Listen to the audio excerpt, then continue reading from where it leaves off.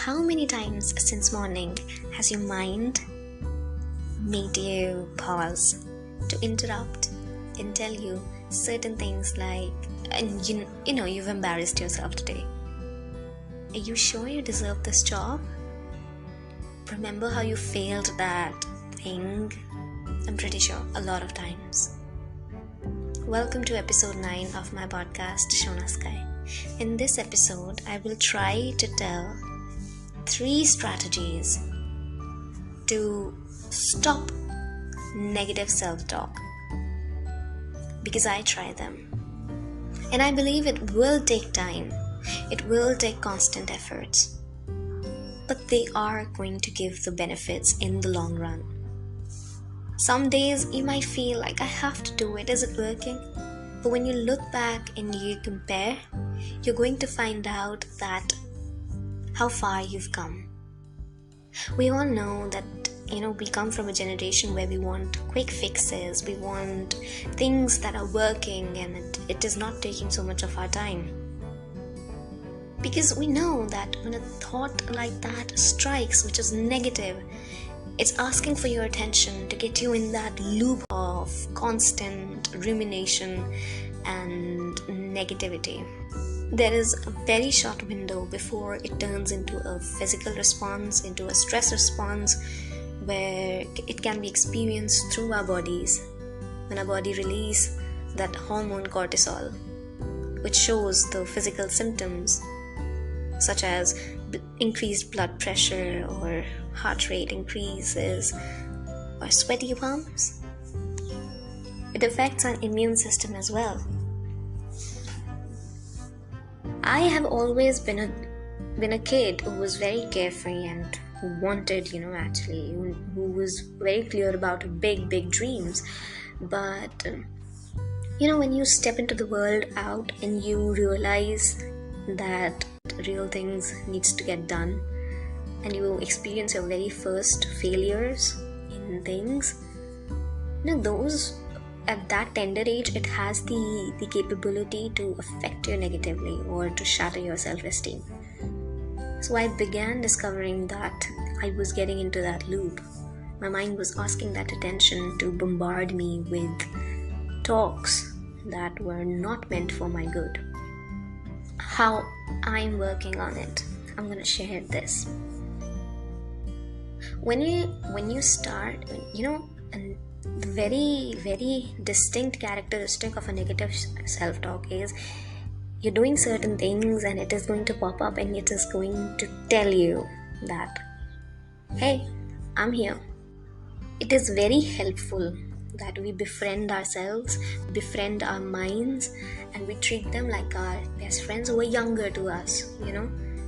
Our best friends, if they need an advice, they're doing something wrong, you would never tell them harsh words. You will be patient with them. You would tell them words that are encouraging and beautiful, that shows love. But we don't do that with ourselves, and we need to learn that skill. So I try that. And in that, the first step is, there is like a domino, you have to stop that thought right there.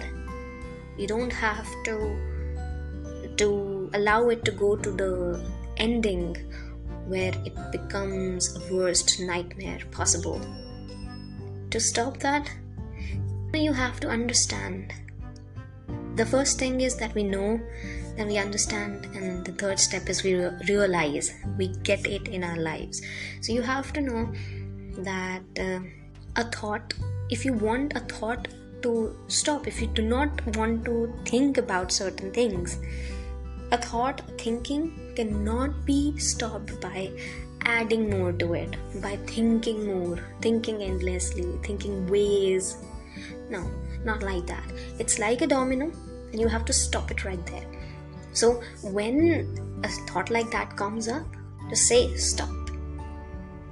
Second, now that you've grabbed the attention of the mind where it was trying to grab your attention, and you tell it your victories, your little victories in life, recent, from 10 years ago, anytime, little no matter how small it is, no matter how big it was, you remind yourself of those victories, how you overcame a phase in life, how you struggled and you won. These little things, how you had the self-control to stop certain bad habits. Remind yourself of those victories. Now, the mind is very clever. When you experience that, you're on that journey. It will take time. It's a lifelong process. It's like a muscle, you have to work on it daily. If you leave it like that, it is going to get to its default stage where we are lazy, we are procrastinating. So now, after you've told yourself your victories, you bring your attention outside your mind. You bring your attention to your breath, then to the surroundings around you, the things that you can sense. You try to sense them, what you're doing. You try to move your hands, your legs. You get going. You do things. That is very important. I personally believe, thinking is good. Being a thinker is very, very good. But thinking is only going to tell you how to do things, why to do things, this, do that, then this will happen. But thinking in itself, it never gets things done. For that, you have to put an effort. And that opens up your mind and tells you that perfection is a myth. What matters the most is that you're trying. Because you will realize that all of those external factors, those external things, the results were never in your control. How the things turn out to be were never in your control. But what was in your control was how you do things, how you get it done. It helps you practice self-compassion. You treat yourself with kindness. Once you tell your mind that, I have tried that before, it is going to believe you. It will take time. A very important thing is, when you bring your focus in the external world and you're trying it again, the mind is very clever.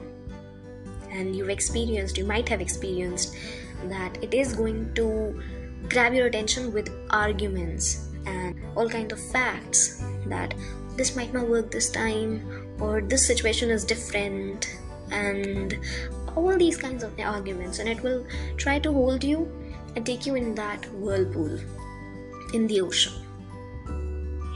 That's when you practice mindfulness. That's why you practice mindfulness. That's why you try to bring your attention back to the present.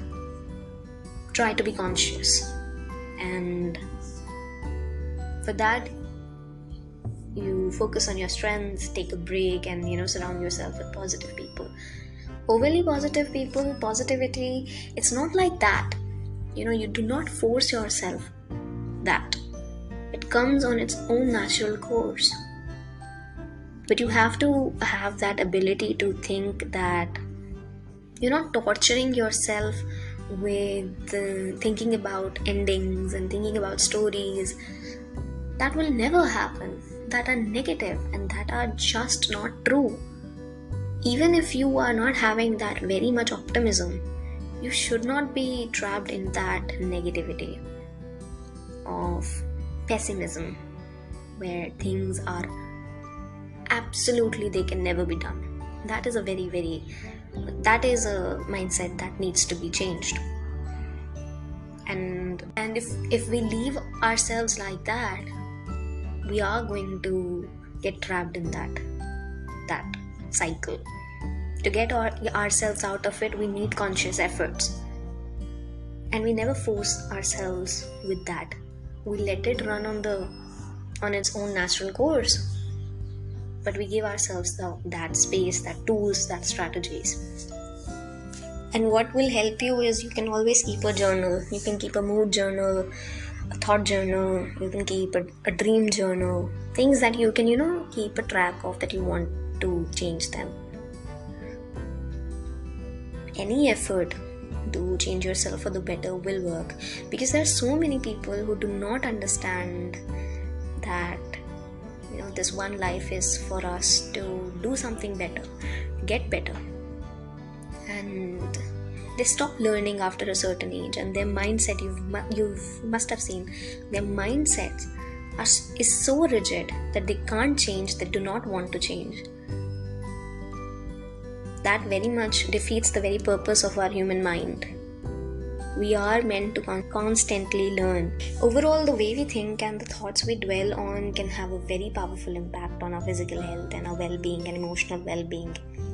So by trying to cultivate a good mindset, a growth mindset, a positive mindset, and managing our stress and negative thoughts, we can help promote good health and better quality for ourselves, and in turn for the people around us.